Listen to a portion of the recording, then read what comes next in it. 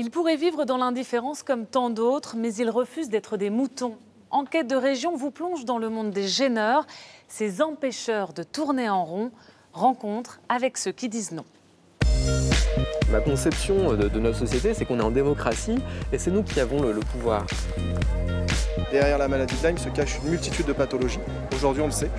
Certains professionnels de santé n'hésitent pas à parler d'un sida bactérien.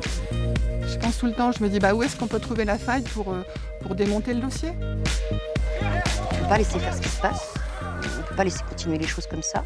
Et partir, ça veut dire allez-y, faites ce que vous voulez. Et c'est ce qui m'anime ici, c'est ce qui me fait rester, c'est prévenir les gens de ce qui se passe. Nous sommes à Bure, 80 habitants officiellement, à la frontière entre Meuse et Haute-Marne. Bure, un petit village désormais connu pour son projet de centre d'enfouissement de déchets radioactifs. Ce n'est encore qu'un projet, mais le combat est rude entre l'État et les opposants. Dans ce premier reportage, nous n'avons pas voulu savoir qui avait tort ou raison, nous avons voulu comprendre l'engagement. Des manifestations contre le projet CIGEO, vous n'en avez vu le plus souvent que ces images d'affrontements. Elles ne sont pourtant que l'écume d'un mouvement de protestation qui dure depuis 23 ans. La caricature du zadiste, masqué, agité comme un épouvantail, cache une opposition constituée de personnes aux origines multiples et aux parcours différents. Pour saisir cette complexité, il faut se rendre aux confins de la Meuse et de la Haute-Marne, à Bure, épicentre de la contestation. Dans ce secteur à vocation agricole, on compte 14 habitants au kilomètre carré. Le calme règne dans cette campagne apaisée où même les chevreuils ne craignent pas la proximité de l'homme. Mais cette paix est trompeuse. Sous terre, l'Andra, le gestionnaire des déchets nucléaires, creuse à titre expérimental les galeries qui devraient stocker pour 100 000 ans les déchets les plus dangereux. Ce projet d'enfouissement et cette échelle de temps qui dépasse l'entendement humain ont ouvert un large front du refus. En tant qu'élu, je me suis engagé parce que j'ai considéré qu'il y avait un véritable déni de démocratie. C'est-à-dire que quelques conseillers généraux ont décidé pour l'ensemble des habitants de la Meuse et de la Haute-Marne, et même pour l'ensemble des habitants de bien plus loin, qu'il fallait enfouir les déchets nucléaires, qu'il fallait en tout cas s'engager dans cette voie avec force et détermination. Et à aucun moment on a consulté les gens sur cette option-là. Ça a été fait à marche forcée et avec des moyens, à mon sens, indignes. C'est pour ça qu'en tant qu'élu, j'ai jugé bon de m'engager. Si je ne dis rien, j'ai ma part de responsabilité. Et je ne peux pas, parce que j'ai des petits-enfants en puissance, et il est hors de question qu'ils se posent la question un jour et de savoir que j'étais pas là pour dire quelque chose ou pour essayer de faire quelque chose. On ne peut pas laisser faire ce qui se passe, on ne peut pas laisser continuer les choses comme ça. Et partir, ça veut dire allez-y, faites ce que vous voulez. Et c'est tellement énorme que c'est juste impossible. Et c'est ce qui m'anime ici, c'est ce qui me fait rester, c'est prévenir les gens de ce qui se passe. Quand vous êtes élu, vous avez envie de développer votre territoire. Vous avez envie que ce territoire se porte bien, que les gens s'y sentent bien, qu'on ait envie d'y venir. Et puis force est de constater que depuis CIGEO, depuis 1995, dans ce territoire où on a promis monts et merveilles, il ne s'est rien passé. Au contraire, ça ferme, tout ferme, il n'y a rien. On peut voir le développement économique, il n'y en a pas, malgré tout ce qui a été promis. On voit le collège de Montier. C'est le meilleur exemple, je pense, qui ferme aussi, alors qu'on avait dit cette région qu'on allait la dynamiser, etc. Et puis on voit tout ça. Donc ça donne raison à mes interrogations de l'époque. Et vraiment, en tant qu'élu, on ne peut pas accepter ce genre d'installation qui va à l'encontre du développement de son territoire. Donc ce n'est pas le rôle d'un élu. En voilà un qui connaît bien son territoire, mais aussi le prétoire du tribunal de grande instance de Bar-le-Duc. Jean-Pierre Simon et sa famille ont toujours vécu à Sirfontaine en Ornois. Son engagement contre CIGEO lui a valu 2 mois de prison avec sursis pour avoir prêté son tracteur et une remorque lors d'un pique-nique organisé par les opposants. La lutte ne peut même plus exister. Je veux dire que le moindre mouvement, le moindre soubresaut, en fait, je compare ça à une culture. Dès qu'on voit qu'il y a une plante qui pousse, qui germe et qu'il y a un embryon d'action quelque part ou de mouvement là, il faut tout détruire, il faut tout raser, quoi. Et les moyens sont impressionnants.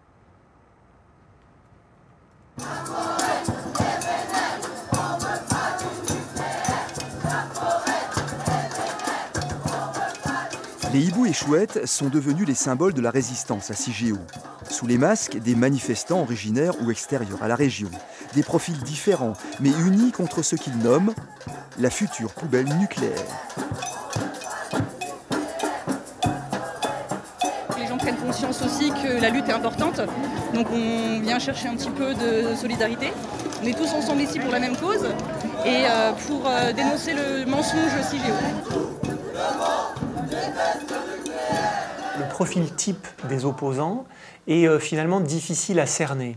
On a parfois des petits-enfants de 68 arts, on a des opposants au nucléaire, on a des personnes qui veulent une agriculture différente, d'autres qui veulent sortir de la mondialisation et qui critiquent une société capitaliste, productiviste. Donc c'est très difficile de cerner les profils. Super développement, dont l'abondance est souffrance. Les grandes manifestations se veulent toujours festives. Elles opposent la gaieté à l'austérité de l'État, la dérision face au mur uniforme des gardes mobiles. Si cette diversité est une force, elle peut parfois se révéler explosive et dégénérer en une fraction de seconde. L'arrestation d'un manifestant ou l'attaque par un groupe de Black Bloc d'un symbole de la mondialisation comme une banque ou une agence d'intérim travaillant pour l'Andra. La difficulté pour notamment l'État, pour les forces de l'ordre, c'est de cerner ces Black Blocs qui sont des rassemblements organisés, mais organisés évidemment de façon clandestine à l'origine et qui vont créer des noyaux dans des manifestations et qui vont être ensuite capables d'exercer une forme de violence radicale contre ce qui représente l'État. Et ce qui représente l'État dans une manifestation, c'est évidemment les forces de l'ordre. Même si ces actions coup de poing ne font pas l'unanimité au sein de la mouvance antinucléaire, pour les organisateurs, il n'y a pas de bons ou de mauvais manifestants. Moi, je suis pas, vous savez, moi, je le dis là, je suis pas un casseur, moi. Je suis ingénieur à la base. Hein. Notre but, il est commun, l'enfouissement, on n'en veut pas. Donc, ce gouvernement, il faut qu'ils nous entendent. Global, tous ensemble, tous. Moi qui ai appelé ici les gens à venir aujourd'hui avec des branches, ceux qui ont cassé des vitrines, qui se sont camouflés, tous ensemble, on veut la même chose. On veut une ouverture de ce gouvernement. On veut que ce gouvernement, il soit positif et il nous dise OK, on a compris au bout de 23 ans, c'est pas la bonne solution, en tout cas, c'est pas celle qui est acceptable socialement. Donc, on va parler d'autre chose. Et là, on pourra discuter à ce moment-là. On peut critiquer la violence qui vient de notre côté, mais dans un sens, il y a des copains qui disent ce terme, mais ils parlent de légitime violence. Pas de légitime défense en répondant à la violence, c'est de la légitime violence. Quand on t'agresse avec des armes qui peuvent te tuer, effectivement, essayer de répondre pour les faire reculer, ça semble juste normal. T'es limite dit dans un cas comme ça, dans un risque pour ta vie. Ça, c'est une réalité. On risque nos vies. Certes, moins que si on était dans un pays en guerre, mais on risque nos vies. Des morts, il y en a déjà eu, il y en aura encore avec la répression. Dernière sommation, nous allons reprendre la forêt.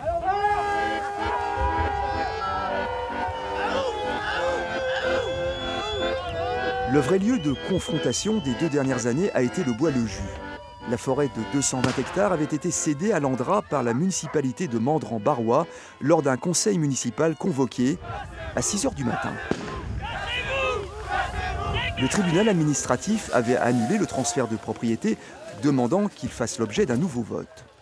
Entre-temps, le gestionnaire des déchets nucléaires avait entrepris sans autorisation le défrichement de la forêt et la construction d'un mur, déclenchant la colère des opposants. Notre objectif, c'est de retourner dans ce bois, c'est de le réoccuper. Maintenant, aujourd'hui, comme on l'a toujours dit, c'est pas de se cramer non plus. C'est-à-dire qu'on réoccupe, mais il y a plein d'autres manières, outre de réoccuper, de bloquer les travaux de l'Andra.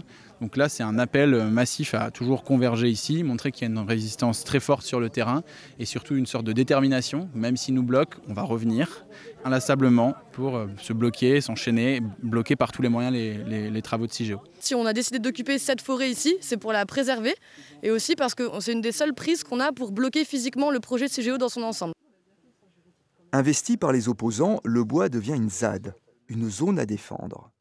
Les occupants rivalisent d'imagination pour rendre une éventuelle expulsion difficile.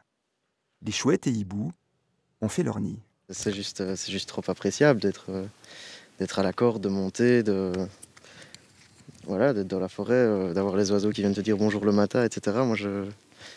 C'est une façon de construire ensemble les outils qu'on a besoin pour pouvoir construire le monde de demain. En fait, c'est se mettre entre la machine et ici le bois-le-jus, pour protéger la nature. Notre but, c'est de ralentir et d'essayer d'informer la population, d'informer finalement les autres êtres humains qu'il y a danger imminent. Enfin, il y a urgence à ce que ces grands projets s'arrêtent, et notamment celui-ci qui est quand même un projet qui engage notre planète pour des millions d'années. Le 22 février dernier, à l'aube, les forces de l'ordre expulsent les occupants qui se replient dans d'autres lieux, bien décidés à ne pas plier bagage. Car la lutte passe aussi par l'installation des opposants sur le territoire. La maison de résistance à Bure symbolise depuis 13 ans cette stratégie. Elle est un lieu d'accueil où tout un chacun peut venir partager un moment de vie en commun et débattre librement du nucléaire. J'ai découvert le vivre ensemble, j'ai découvert je pense à l'autre, j'ai découvert le partage, j'ai découvert tout ça. Enfin, je savais que ça existait potentiellement quelque part, mais je ne savais pas que ça existait en vrai dans un endroit. Et du coup, je me suis très vite attachée aux gens ici. Et ces gens qu'on me présentait jusque-là comme des gens dangereux, des gens violents, mais c'est tout sauf ça. Voilà cette maison et même la zone ici, ce qui se passe ici, comme un espèce de laboratoire où on essaye de créer un autre champ des possibles, de créer d'autres modes de fonctionnement plus humains, où justement on sort de cette mécanique où on fonctionne les uns contre les autres parce que c'est ça maintenant. C'est chacun fonctionne dans son coin en essayant de grappiller le plus. Et ici, justement, on essaye de créer un autre champ des possibles. On essaye de faire le potager ensemble, faire la boulangerie ensemble, faire les choses ensemble et de construire différemment pour montrer que oui, c'est possible de sortir de cette logique individualiste et de revenir à un mode de fonctionnement plus humain, plus collectif où on s'entraide les uns les autres.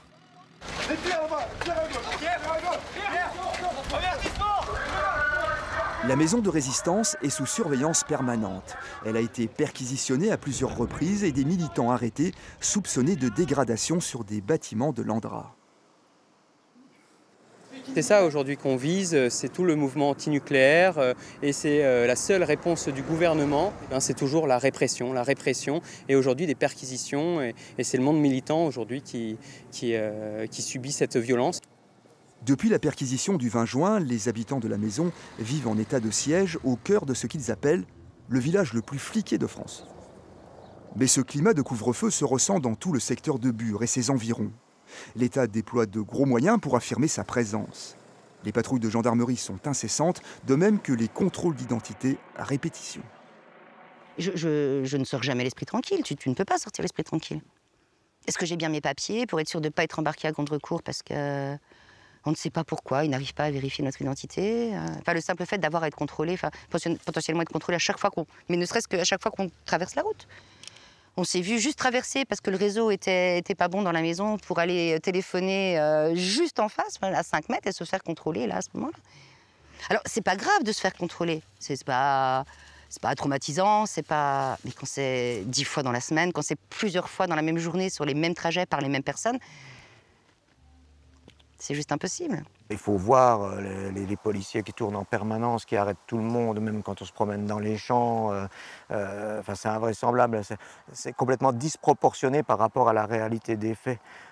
Oui, il y a eu quelques grilles d'abattus, oui, il y a eu, je veux dire, quand les agriculteurs font des manifestations en ville, il se passe des choses quelquefois bien plus spectaculaires et bien plus destructrices. Nous avons voulu nous rendre compte par nous-mêmes à bord d'une voiture banalisée. Difficile d'aller se promener sereinement dans la campagne, surtout à proximité du bois-le-jus, en empruntant une route pourtant publique. Moins d'1 minute après notre arrivée, la voie est bloquée. Plus question de continuer ou de se promener. Les gendarmes à l'armement impressionnant vont nous contrôler et nous encadrer de près pendant que nous filmons quelques plans.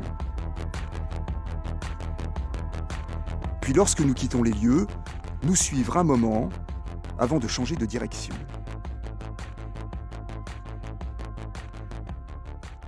Moi j'ai des belles amitiés maintenant ici et que ça fait plaisir d'être là, quoi. Même si t'as la répression, même si t'as la police qui peut venir chez toi à 6 h du matin. Moi j'ai plutôt décidé de laisser les portes ouvertes, de toute façon ça évitera que ça les casse, quoi. Pivoine a tout connu des heurts et malheurs du militant antinucléaire. Pas de quoi le décourager. Il a acheté une maison à Sierfontaine et cultive avec d'autres militants ce qu'il appelle un potager de combat. Face au monopole de la violence légitime exercée par l'État, nombre de militants ont ouvert un autre front, celui de l'installation permanente avec des projets économiques alternatifs. S'installer ici, c'est une remise en cause, certes, du projet CIGEO, mais d'un mode de vie capitaliste où tu es individualisé partout dans la société. Là, on fait des choses à plusieurs, tu te sens plus fort, tu partages et je trouve ça hyper chouette du coup de casser un peu ce rapport-là de marchandisation de tout et juste de là d'offrir, tu vois, et juste te dire bah t'as donné et point quoi. Colette, 75 ans, est la voisine de Pivoine. Elle apprécie le rajeunissement de son village. Ça fait de la jeunesse. On n'est que des vieux ici. Je les trouve sympathiques, c'est des braves petits jeunes qui ne refusent pas de rendre service. Moi, personnellement, Pivoine, je lui demande n'importe quoi et il me le fait. Il m'emmène, si j'ai besoin d'aller en course, il m'emmènera. Je ne sais pas si je peux le dire, mais j'ai tombé en panne de machine à laver, il m'en a donné une. Et il ne veut pas que je le paye. C'est tout. C'est de la gentillesse de sa part et moi, je n'ai rien contre eux. Ils nous défendent, moi je pense.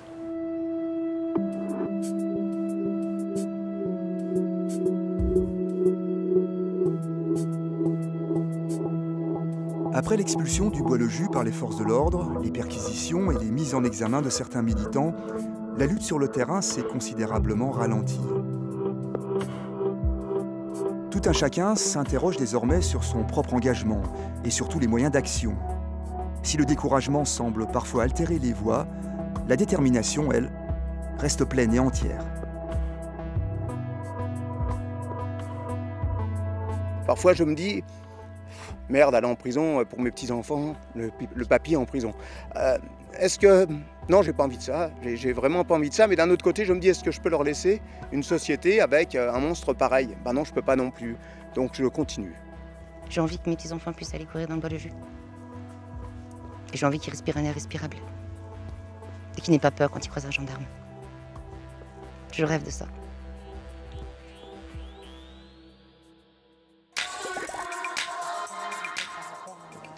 Quel monde allons-nous laisser à nos enfants? C'est la préoccupation majeure de ces militants, quel que soit leur âge.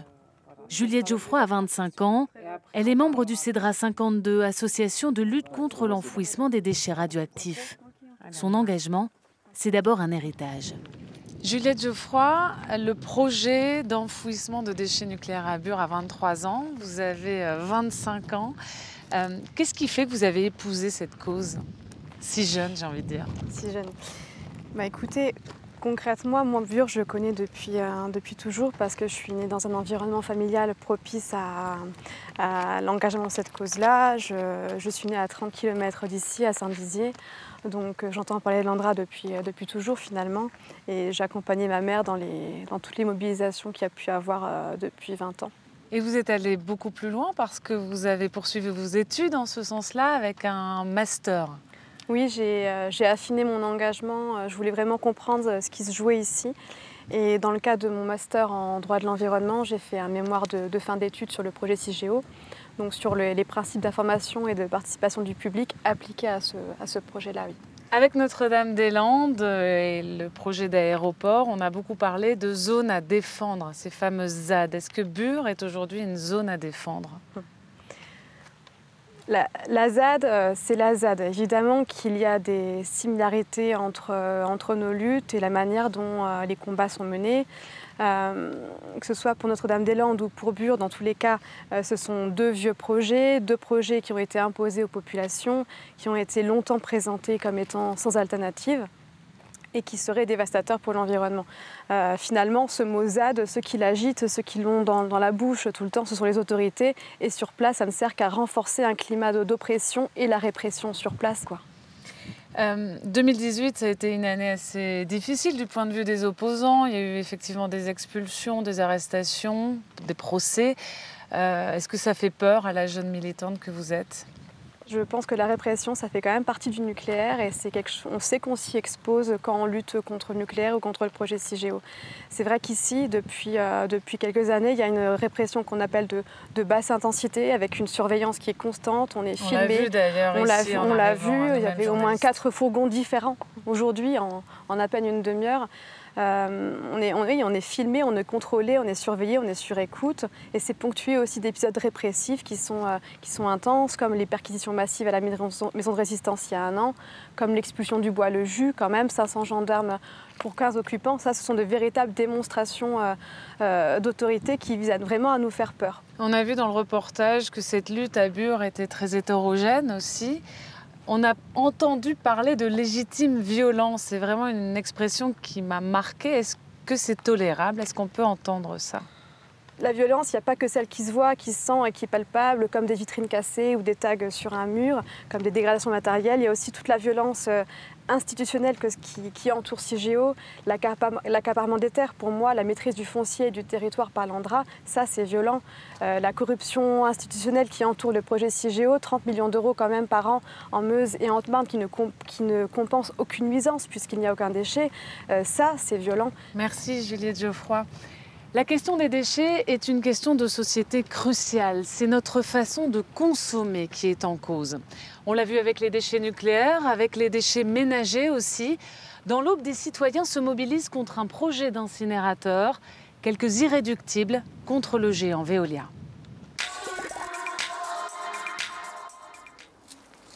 Dans cette résidence pavillonnaire de la Chapelle Saint-Luc, Annie Boulin menait une retraite tranquille. Jusqu'au jour où elle s'est engagée contre le projet d'incinérateur de déchets, Valobia. Depuis 6 mois, ce dossier occupe ma vie tout le temps. À tel point qu'une de mes filles m'a dit bah, « tu préfères l'incinérateur à moi, quoi. » Je passe ma vie à étudier les dossiers, même la nuit.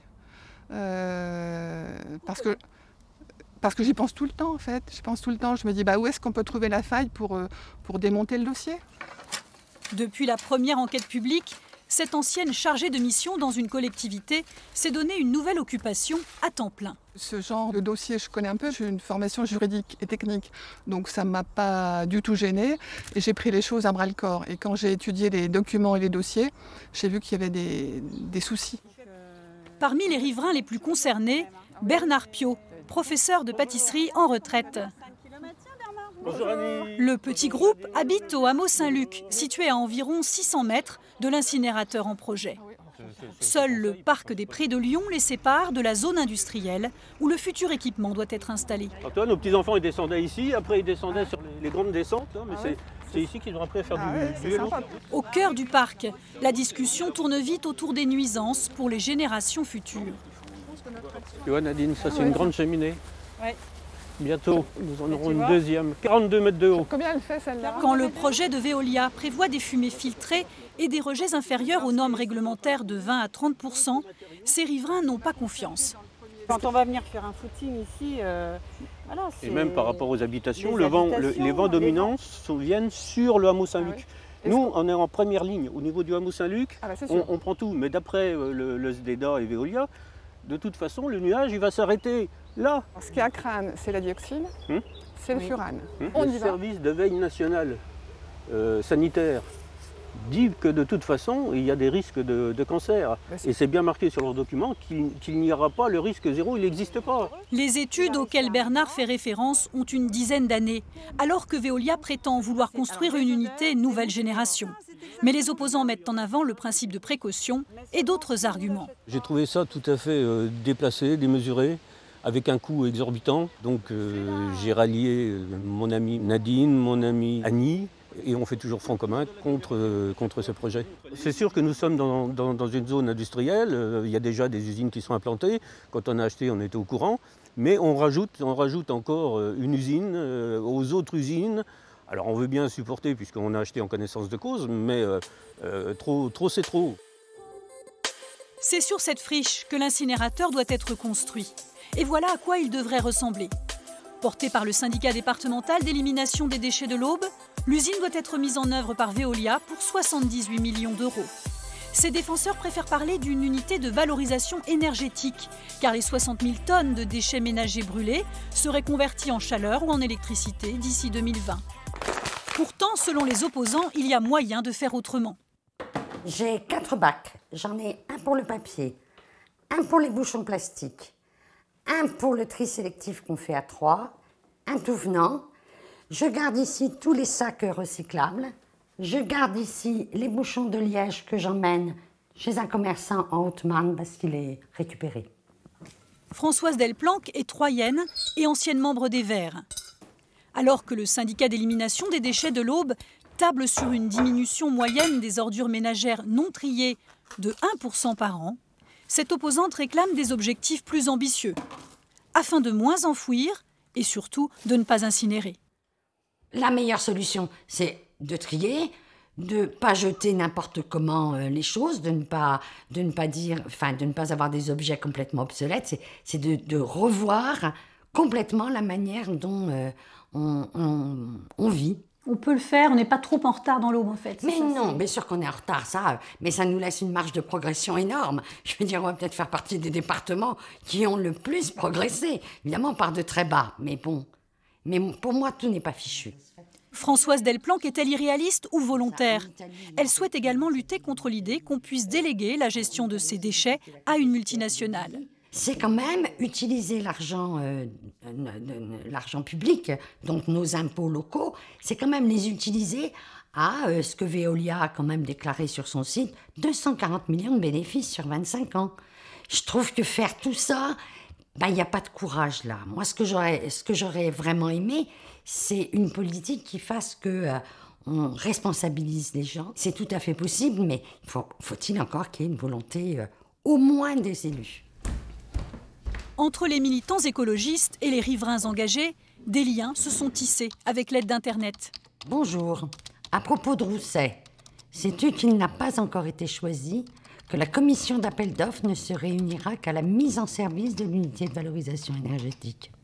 Effectivement, Rousset ne s'est pas engagé à ce jour pour le rachat des résidus de la combustion. Il va bien falloir les enfuir quelque part. Nous, les riverains, nous sommes inquiets par rapport à la décision finale que peut prendre monsieur le préfet. La première arme des opposants, c'est le virtuel. C'est ce qui déclenche par la suite des réactions positives, négatives, mais on ne peut pas faire si on n'a pas Internet, on ne peut pas contacter, on ne peut pas intervenir.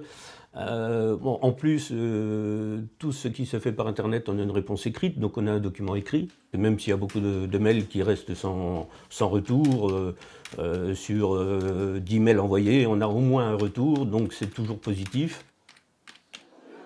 Les outils classiques du combat ont aussi été utilisés. Manifestations, pétitions.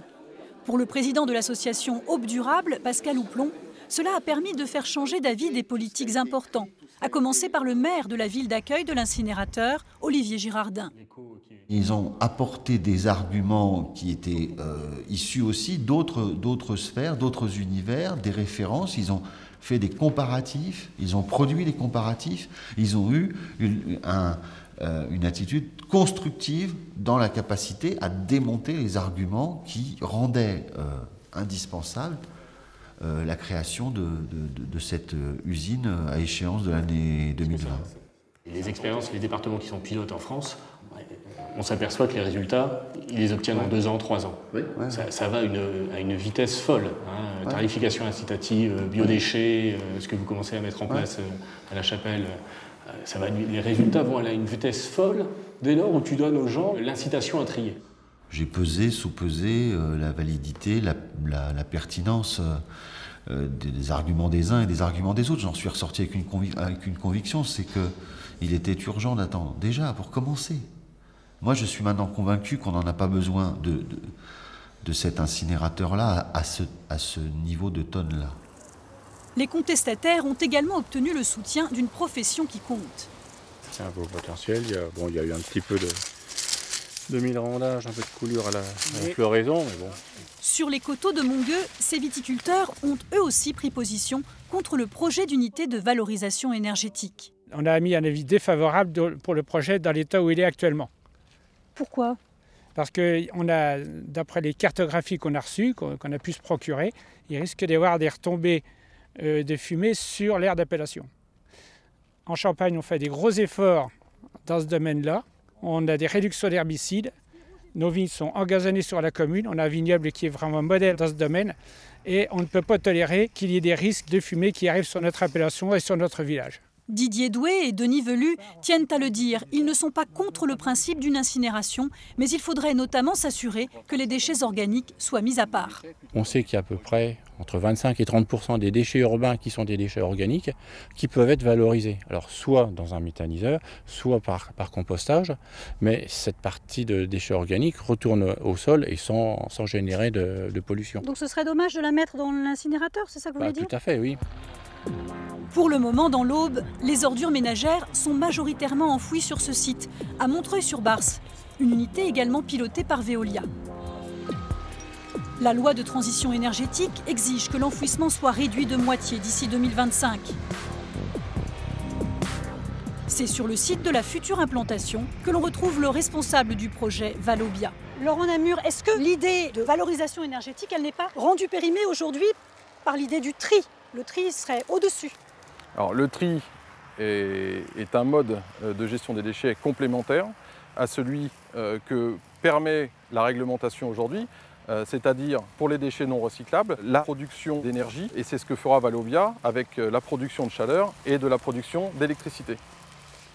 Est-ce que l'opinion, vous avez le sentiment qu'elle est contre vous actuellement? Alors, pendant l'enquête publique, il y a eu de nombreuses interrogations, il y a eu aussi de nombreux avis positifs. Le sujet de ce site industriel est un sujet complexe qui nécessite de la part de Veolia beaucoup d'informations. Après la mise en service du site, la réglementation prévoit par ailleurs la mise en place de commissions de suivi de site qui permettent de continuer les échanges. Pendant ces commissions de suivi de site, les habitants pourront venir y poser des questions et Veolia sera là pour y répondre, nous y tenons. Ce matin, c'est à Paris que les principaux opposants ont rendez-vous. Destination le festival Zéro Déchet de l'association Zero Waste. On va au studio. C'est pas le tapis rouge, c'est le tapis vert. À 16h15 sur la péniche, c'est que faire des déchets du BTP. Le noyau dur des anti-incinérateurs vient s'inspirer de l'expérience des autres. La gestion des déchets en Sardaigne jusqu'au milieu des années 2000, elle était très compliquée, notamment parce qu'il n'y avait pas de collecte séparée, pas de tri mis en place. Aujourd'hui, la Sardaigne recycle 60% de ses déchets. Cela fait rêver les militants, car c'est au moins le double du taux de leur département. Un département où l'on attend la décision du préfet. Quel est le sentiment de Pascal Houplon? Jusqu'où est-il prêt à aller en cas de feu vert à l'incinérateur?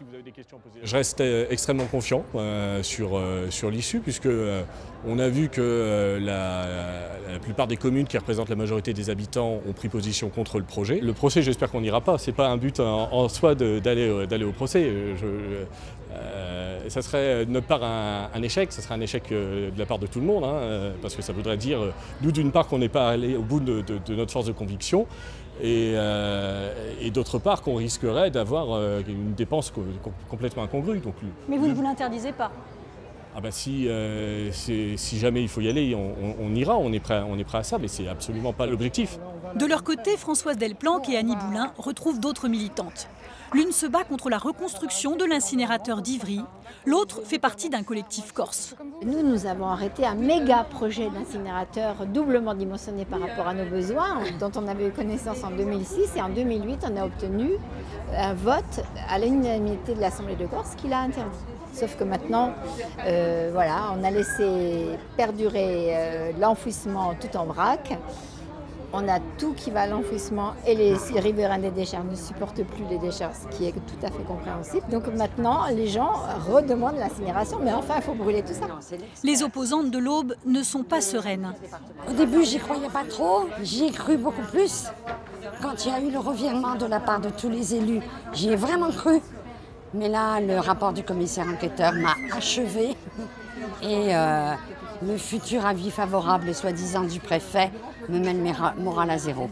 Je suis assez pessimiste, mais c'est clair, mon pessimisme m'encourage à ne jamais lâcher. Moi j'ai un principe, ne jamais lâcher, et je ne lâcherai pas. Parce que je me dis, il y a un tel problème sanitaire là-dedans qu'il ne faut pas lâcher. Résisteront-ils encore longtemps ? Sont-ils utopistes ou ont-ils raison avant tout le monde? L'avenir le dira, avec un premier rendez-vous d'importance le 12 septembre. La santé publique est un autre terrain de contestation. On s'intéresse maintenant à l'une des bêtes noires en milieu rural, la tique porteuse de la maladie de Lyme. Pour la diagnostiquer, la France a développé un test, mais en Alsace, des médecins, chercheurs, des citoyens le remettent en cause. Tous dénoncent un scandale sanitaire. Pour s'exposer aux morsures de tiques, on ne fait pas mieux. Arpenter la forêt durant des heures, la végétation jusqu'aux hanches. Les agents de l'ONF côtoient ainsi les tiques en permanence. Ils sont les premiers concernés par la maladie de Lyme. Moi, j'en avais déjà planté aussi, quoi, que j'ai dû enlever, oui. Dans le ventre, une sur la fesse, là, les hanches, on en avait déjà quelques-unes quand même. Combien depuis le début de l'année alors? Oh, une dizaine. Mais il y a eu des années où c'était beaucoup plus explosif, quoi. On pouvait en avoir une dizaine par jour, carrément d'accrocher, quoi. Une étude est en cours avec l'ONF pour comprendre comment les tiques choisissent leur proie. On a un référentiel et on marque tous les jours le nombre de tiques qu'on a, quel temps qu'il fait. Car la science ne sait pas tout sur ces parasites et les maladies qu'elles propagent. J'ai l'impression que des fois en France, ils nous cachent aussi beaucoup de trucs. Quoi. Il y a des gros doutes, comme quoi un tique, ça piquait au bout de 24 heures. Quoi. Moi, j'en ai eu qui m'ont piqué, qui étaient plantés, même pas une heure. Quoi. Donc, confiance, c'est pas 100%. Le doute s'est immiscé. Que croire sur Lyme, sur sa détection ou l'ampleur d'une possible épidémie? La bactérie qui provoque la maladie est la Borrelia. Les tiques la transmettent par la morsure. Souvent, une plaque rouge très caractéristique apparaît autour. C'est un érythème migrant. Officiellement, il suffit d'un traitement antibiotique de 3 semaines pour s'en débarrasser. Mais tout n'est pas si simple. Les antibiotiques n'ont pas suffi chez Richard Kern, ancien forestier et condamné à la chaise roulante. Il a contracté la maladie dans les années 80, premiers effets en 95. Pas de diagnostic à l'époque, il est paralysé depuis près de 10 ans. C'est ma femme qui est obligée de faire tout mon travail, mon fils qui vient tous les 15 jours parce qu'il faut s'occuper de la maison, etc. Ça me rend malade. Ça me rend plus malade que cette foutue maladie de Lyme. Les jambes, là je suis assis, mais quand je me mets debout, c'est des bâtons. Hein. Ça veut dire que je suis pas prêt de remarcher. Un parcours médical long et pénible, ballotté de service en service, avec des avis médicaux contradictoires, se basant ici sur un test, là sur des symptômes. À Colmar, on a tenu compte de sa profession, apparemment, et de l'aspect clinique de ses symptômes. Et la sérologie, je ne sais pas. Mais visiblement, on l'a écouté à Colmar. Alors qu'à Strasbourg, il s'est basé sur la sérologie, elle était négative, point à la ligne, quoi. Désormais, Richard Kern se soigne lui-même pour ne pas dépérir. Car aux yeux des autorités sanitaires, il est un homme guéri. Alors, le patient a bénéficié d'un traitement antibiotique correct. Selon les recommandations actuelles, on peut donc considérer que sa maladie de Lyme en phase tertiaire est guérie et que les troubles actuels correspondent à des séquelles neurologiques. Donc là, on vous installe dans le handicap, on ne vous soigne pas, puisqu'apparemment, on ne sait pas soigner ça. Face aux zones d'ombre, à l'absence de solution, une médecine dissidente a émergé à la fin des années 2000. Viviane Chalère est l'un des personnages clés. Cette biologiste juge les tests de dépistage défaillants. Le protocole officiel veut qu'on utilise le test ELISA pour détecter un Lyme. Aucun autre test si celui-ci est négatif. Dès 2007, Viviane Chalère a enfreint ce protocole. J'ai fait systématiquement depuis 5 ans une technique de dépistage, oui, comme tout le monde, mais également une technique de confirmation qu'on appelle Western blot et qui permet effectivement d'avoir une réponse beaucoup plus pointue, beaucoup plus spécifique et beaucoup plus sensible et qui souvent contredit la technique de dépistage. Viviane Chalère réalisait près du tiers des sérologies Lyme en France. Accusée d'avoir surdiagnostiqué aux dépens de la sécurité sociale, elle est condamnée en 2014. Confirmation en appel. L'affaire est en cassation. Mais un bras de fer implacable est engagé entre les rebelles de Lyme et les tenants de la médecine conventionnelle. En matière de Borrelia, la France dispose de ses experts. Le Centre national de référence à Strasbourg. Les autorités sanitaires s'appuient sur lui en matière de Lyme. Benoît Jolac est le directeur. l'interlocuteur incontournable. Le CNR surveille l'évolution des tiques, l'épidémiologie, mais surtout il évalue les fameux tests tant décriés pour leur manque supposé de fiabilité.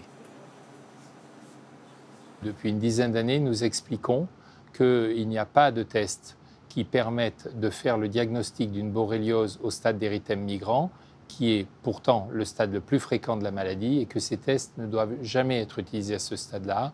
Or, une étude ces dernières années a montré que c'était encore souvent le cas. Donc la conséquence de cela, c'est qu'en employant mal un test pour faire un diagnostic d'érythème migrant, il ne va pas répondre à l'objectif qu'on pourrait en attendre. Les tests seraient donc fiables, mais les médecins trop ignorants. Certains malades ne l'entendent pas ainsi. Alors là, vous avez tous les dossiers engagés au titre du Lyme Action qui sont actuellement en cours contre les laboratoires Biomérieux, Diasorin, Siemens, Biorad, Euroimmune, à Paris, Bobigny, Nanterre. 300 plaintes au civil, autant au pénal. Plaintes déposées contre le Centre national de référence, mais aussi contre les fabricants de tests et les autorités sanitaires. Aujourd'hui, vous avez des cohortes de personnes qui vont passer des tests de dépistage de la maladie de Lyme parce qu'ils en ont les symptômes et des tests qui vont se révéler négatifs. Et ces personnes-là vont être littéralement abandonnées du système de santé. Donc ces personnes, elles dénoncent ce problème de dépistage, cet abandon du système de santé et cette absence de soins. Un potentiel scandale de santé publique est sur la table. Lyme était considérée comme une maladie rare il y a 10 ans. Elle ressemble maintenant à une épidémie. Les derniers chiffres révisés par Santé publique France donnent un nombre de nouveaux cas de malades de Lyme par an dépistés dans le cadre du système actuel, c'est-à-dire avec toutes ses limites et toutes ses incertitudes et surtout toutes ses omissions, à 55 000 nouveaux cas par an. C'est énorme, c'est énorme. Donc on est passé d'un constat de déni à une réalité qui s'impose à tout le monde. Simplement, force est de constater que certains entendent effectivement retarder, au nom de la préservation de leurs intérêts, la prise en charge véritablement de cette problématique de santé publique.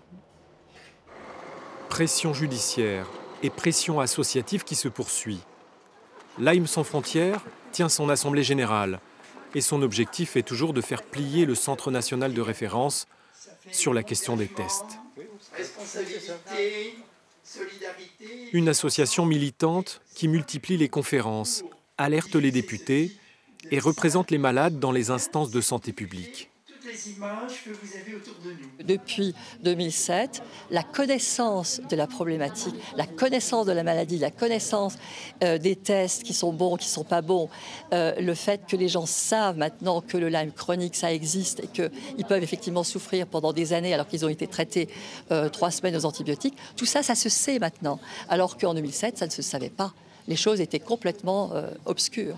Donc voilà, la progression a été à ce niveau-là. Mais rares sont les médecins qui se rangent derrière ce combat, trop risqué pour la carrière. Le docteur François Lallemand fait partie des 3 ou 4 généralistes d'Alsace qui abordent Lyme différemment. La Sécu et l'Ordre des médecins l'ont sanctionné. Le chien, ils sont mieux traités que nous. Oui, ils sont mieux traités que nous, mais il y en a qui passent par les tests vétérinaires. Une salle d'attente où l'on ne parle que de cela. Chaque patient a son errance médicale à raconter. Le docteur Lallemand m'a sauvé la vie. C'est mon kiné qui a remarqué. Ça fait plus de 10 ans qu'on me traite de malade imaginaire, scanner, IRM, tous les examens, rien n'a donné. Et j'ai dit à tous les médecins que j'avais vus qu'il y avait un souci. François Lallemand soigne aux antibiotiques sur le long terme. Il utilise aussi la phytothérapie, les antiparasitaires, les probiotiques et les vitamines. Et selon lui, 80% de ses patients atteints de Lyme se sentent mieux avec ces traitements. Et bon, maintenant, il reste encore quelques douleurs au niveau du dos. Oui, qui sont toujours très invalidantes. Ah, ouais. Les autres douleurs vont mieux quand oui, au niveau articulaire. Tout au fur et à mesure grâce aux antibiotiques. L'Allemagne a été son terrain de formation et sa littérature scientifique est essentiellement étrangère. Depuis 10 ans, la majorité des travaux nous donnent raison sur le plan américain. En France, il n'y a aucun travail de recherche. Il y a juste les vétérinaires qui travaillent là-dessus. Et eux, ils ont déjà trouvé 25 co-infections à l'heure actuelle. Enfin, l'année dernière, maintenant ils en ont peut-être trouvé un peu plus. Les Américains étaient l'année dernière à 30 vecteur transhyperlytique. Alors ça se complique les choses. Donc on ne traite pas seulement le Lyme, il faut traiter d'autres bactéries, d'autres virus, et la moitié sont inconnus. Ils ont trouvé les traces d'ADN, mais on ne sait pas à quoi ça correspond encore en pathologie. Donc c'est beaucoup plus complexe. Et il y a plein de recherches, malheureusement, qui sont faites ailleurs. En France, il n'y a rien. Scandale sanitaire démenti au nouvel hôpital civil de Strasbourg. Pas de forme chronique de la maladie non plus, ni d'antibiothérapie de long terme. Le protocole de soins est respecté à la lettre. Ça, c'est le dernier, voilà. La dernière sérologie. Ok. Donc, qui est toujours négative en ELISA. Alors, la technique ELISA, c'est celle qui permet de détecter le plus souvent des anticorps. Donc, on dit qu'elle est très sensible, c'est-à-dire que quand elle est négative, il y a peu de risques qu'on passe à côté de la maladie de Lyme. Expliquer, rassurer, rectifier. Dans les consultations, les patients sont de plus en plus méfiants, voire complètement déboussolés. Les choses deviennent de plus en plus confuses, parce que justement, on n'a plus de cadre qui permet de dire qu'est-ce qui est vraiment la maladie de Lyme. Et ça, c'est quelque chose qui, à mon avis, est très dangereux, parce que du coup, les gens sont un peu perdus. Et quand ils vont voir leur médecin, les médecins aussi commencent à être un petit peu incertains, parce que justement, il n'y a plus de cadrage bien précis. Et c'est ça qui génère souvent beaucoup d'interrogations, beaucoup d'angoisse. Donc on voit beaucoup de gens qui sont très angoissés. Bah oui, parce que moi justement, je me suis dit, pour moi, le fait de savoir est-ce que j'ai ou pas la Borrelia, pour moi, c'est malheureux à dire, mais ce serait presque un soulagement, parce qu'au moins je mettrais un nom sur Alors que moi, je viens de vous dire que vous n'avez probablement pas la maladie de Lyme. Qui a un Lyme? Qui n'en a pas? Et comment en être sûr? Il y a 2 ans, l'État a lancé un plan de lutte contre la maladie, pour mieux la connaître, la prévenir, la diagnostiquer. Mais cela n'apaise pas les protestations.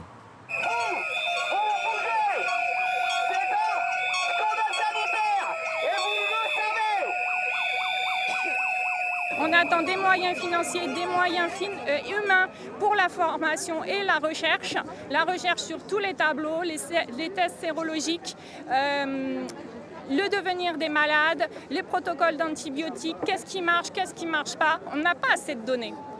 Les gens prennent conscience qu'il y a un véritable enjeu, se sentent de plus en plus concernés, et ils ont raison, parce que derrière la maladie de Lyme se cache une multitude de pathologies. Aujourd'hui, on le sait.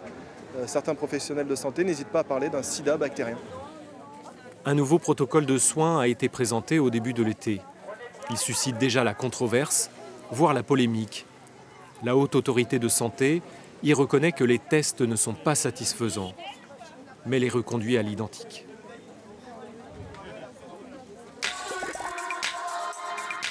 Nous sommes maintenant à Nancy. C'est ici que travaille un certain Antoine Deltour. Ce nom ne vous dit rien? Il est pourtant à l'origine d'un des plus grands scandales financiers européens, l'affaire LuxLeaks.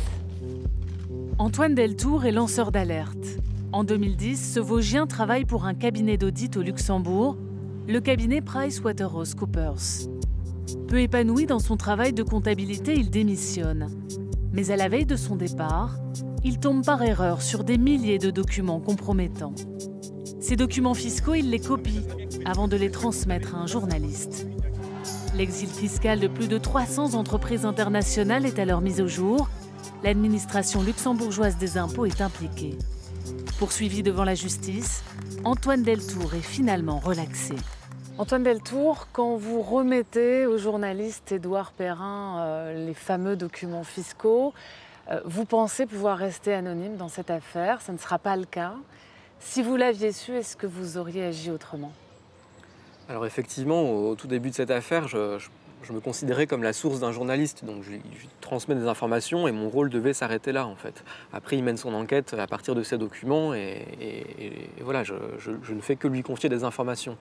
Et après, je ne pouvais pas du tout me rendre compte des conséquences qui allaient suivre et donc c'était pas, effectivement, je me retrouve dans une situation où je dois sortir de l'anonymat et donc c'était pas anticipé et malgré toutes ces conséquences et notamment les poursuites judiciaires et avec un parcours assez éprouvant, je pense que j'aurais quand même agi de la même manière parce que ce qui m'a motivé en prenant ces risques, c'est des répercussions qui ont eu lieu et des répercussions concrètes. C'est quoi un lanceur d'alerte pour vous ? Un lanceur d'alerte, c'est quelqu'un qui a une sensibilité particulière. C'est souvent quelqu'un de très consciencieux. C'est souvent, il y a des sociologues qui ont étudié le sujet. C'est souvent des personnes qui sont bien évaluées, qui sont consciencieuses et justement qui ont un degré d'exigence très élevé en fait. Et du coup, la déception que peut nourrir des dysfonctionnements ou des compromis avec l'éthique les conduit à réagir peut-être de manière plus radicale que d'autres personnes. Le lanceur d'alerte, c'est un concept aujourd'hui qui est défini en France, notamment grâce à la loi Sapin 2. En gros, chaque citoyen peut dénoncer une violation flagrante quand elle va à l'encontre de l'intérêt général. L'intérêt général, c'est quoi pour vous aussi ?